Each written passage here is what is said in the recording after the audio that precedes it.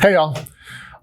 So usually I do a lot of preamble with these videos. I'm guessing if you're watching this one, you've watched plenty of the others, and so I'm going to just jump straight into it. There's useful stuff in the other videos, especially the preamble stuff. So thanks for joining, and let's jump straight into it. So this document that we've been referring to, this New Era document, really has 5 main points. And the one we're going to be paying attention to this time is just going to the moon to stay. Honestly, it's my favorite topic, so I'm super excited about this one.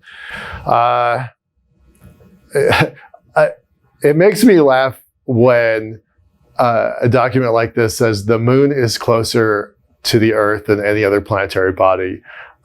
I really hope that the people reading this document already know that, right? Like I literally started laughing when I read this.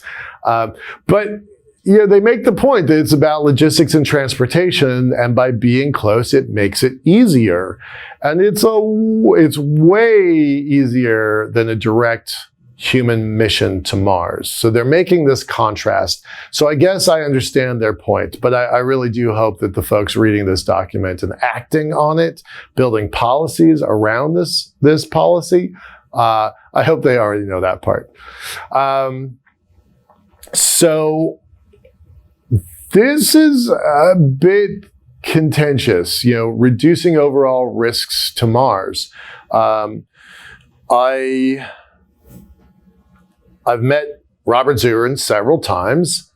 He is one of the guys, architects of the direct to Mars philosophy. Super smart guy. For a long time, I think he's changed his tune recently, but for a long time, he's like, let's just go to Mars. I'm in the other camp. I'm in the camp that says, the better we understand how to do lunar missions, the better we're going to accomplish Martian missions. So I like this step, but definitely other people have different opinions and different philosophies.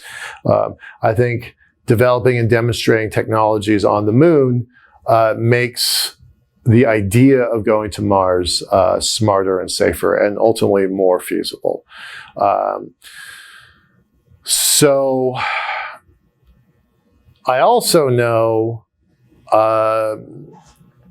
Dr. Robert Adams, who is working on a nuclear rocket. In his words, Mars in a month, right? So that changes the equation, but that technology is not viable yet.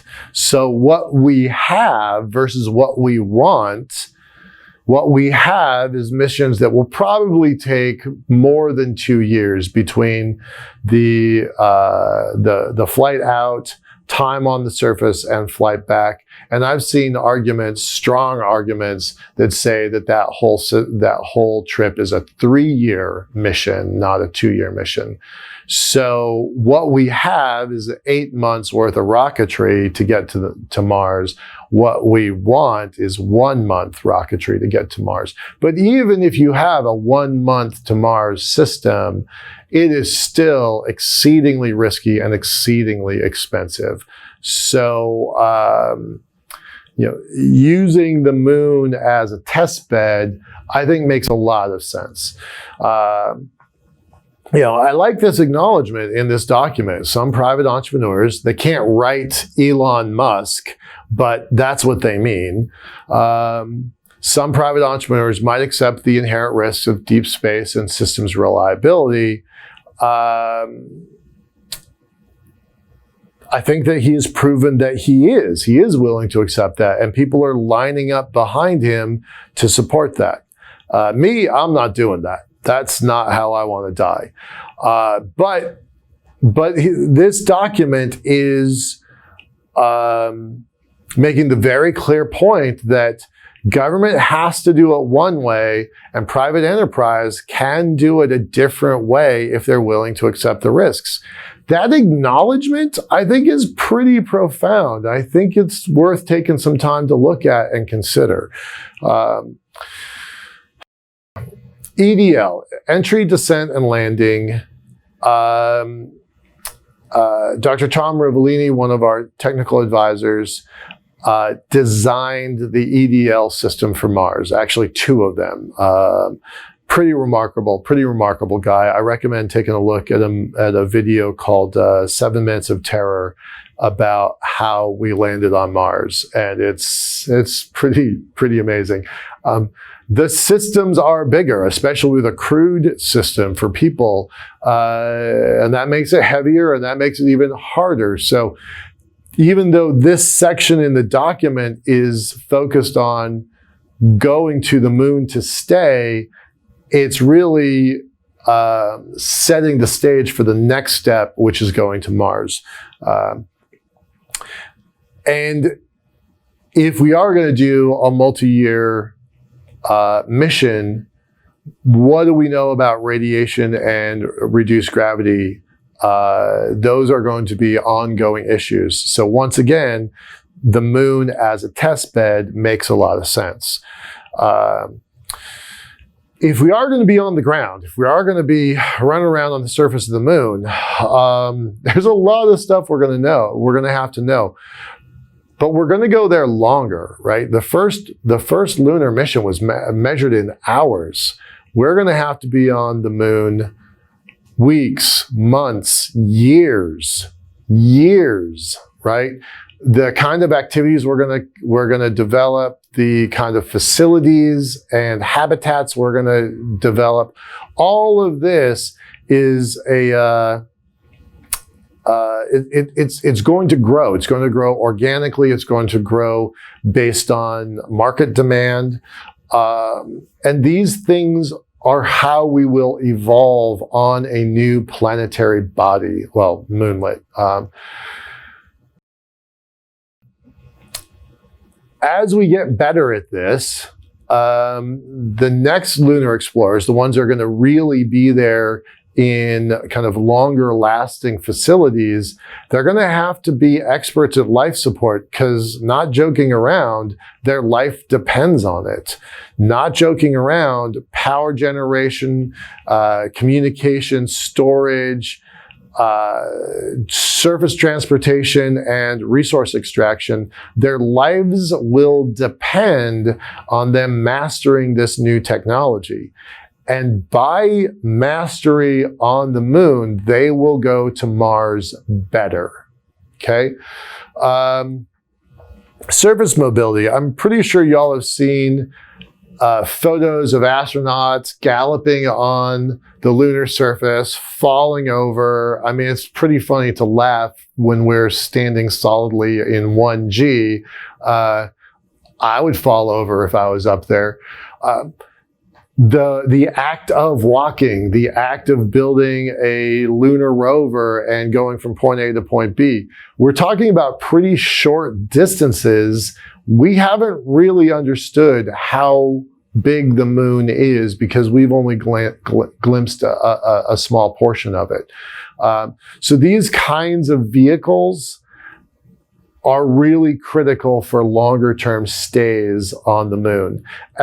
And that's just the surface mobility. Then we're talking about back and forth to and from the surface of the moon, ferrying cargo and people to the lunar gateway and back to Earth. These kinds of systems are essential, literally life and death. But then we're also going to have to get better at working with our international partners and interoperable systems.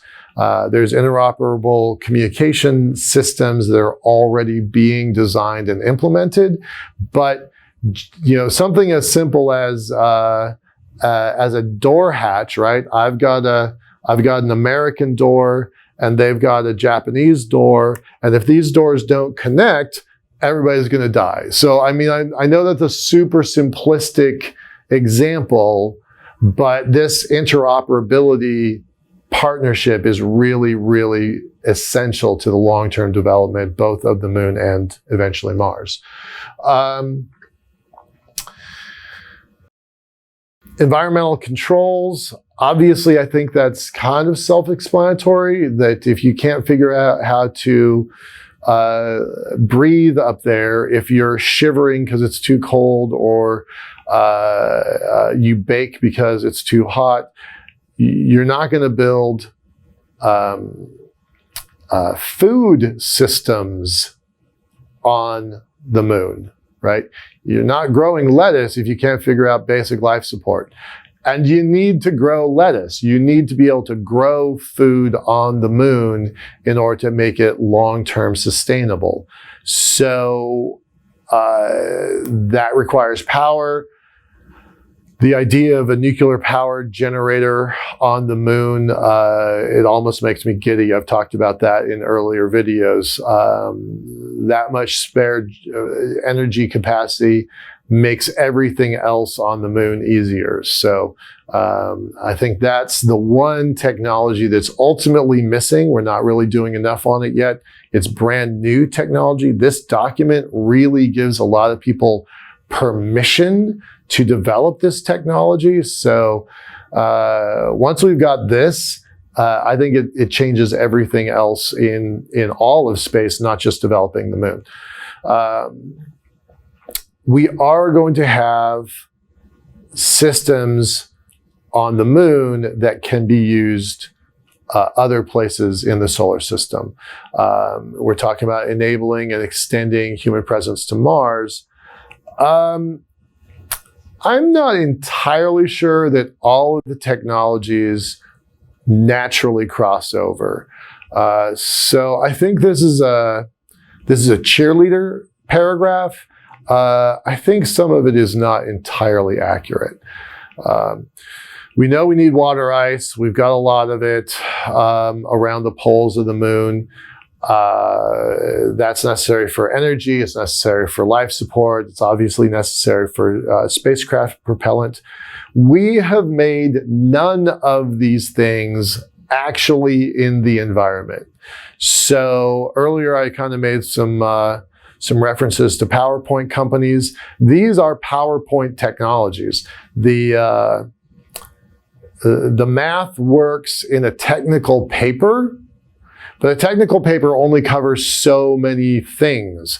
So you have to actually go there, dig into the lunar regolith, process the ice from it, insert question mark here, because nobody really, on paper we know how to do that, but we don't have experience doing that. And once you have processed the ice, then you can turn it into energy, then you can turn it into life support, and then you can turn it into propellant. So this paragraph makes it seem like we already know how to do all that stuff. We do not have experience in doing that stuff. We've got good papers, really bright people working on this stuff. Dr. Phil Metzger has got some pretty clever ideas, but until we actually go there and do it, it's not the same as writing a paper and building a PowerPoint. So experience matters here, and that is going to take time. It's going to take years. It's going to take cash. It's going to take breakthrough inventions.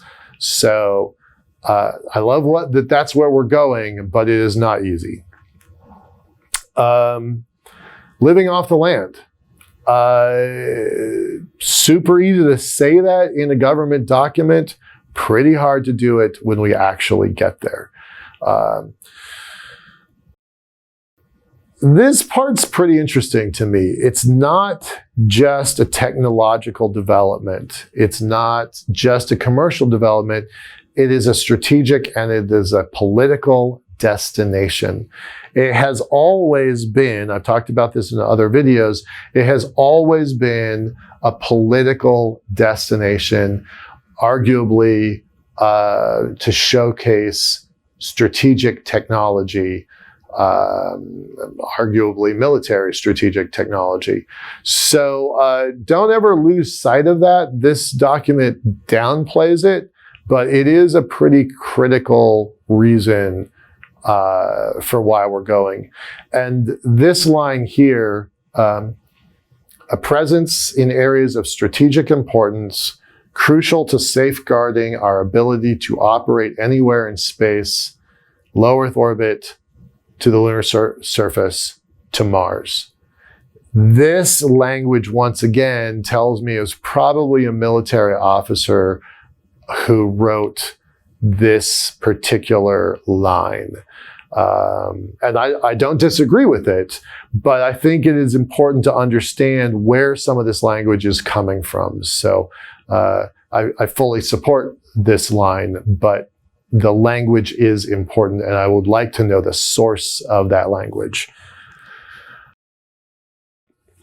Look, it's been 50 years since we've been there. No other nation has ever gone and landed boots on the moon, people on the moon. So nice job, NASA. Thank you very much. Good work.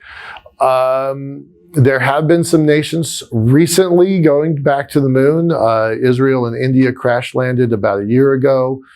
I feel bad for that. I watched every step of the mission. Those two missions.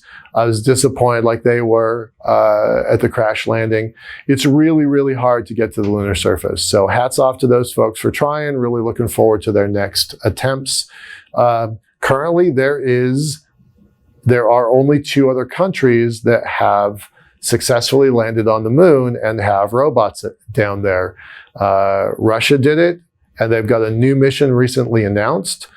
And China has been operating nearly 2 years, 18 months on the far side of the lunar surface. So, credit where it's due, but that's not enough. We are going to surpass that. The world is going back to the moon, and I'm really excited about a video that we're going to produce probably Monday or Tuesday that really dives into that more specifically. This is hard stuff. Participating in lunar exploration is really tricky. But this document is an invitation to international peers and partners. It says it's attractive to them and it's an opportunity for the United States. Absolutely true. You've heard me mention lots of times, I'm really involved with the International Space University. I'm a globalist, and I really hope that other nations take advantage of this invitation and participate in this global effort to go back to the moon. I think it makes the world a better place if we all work on this stuff collaboratively and cooperatively. But this language, again, at the bottom, a more secure and stable regime, again, tells me there's probably some military influence in the crafting of this document.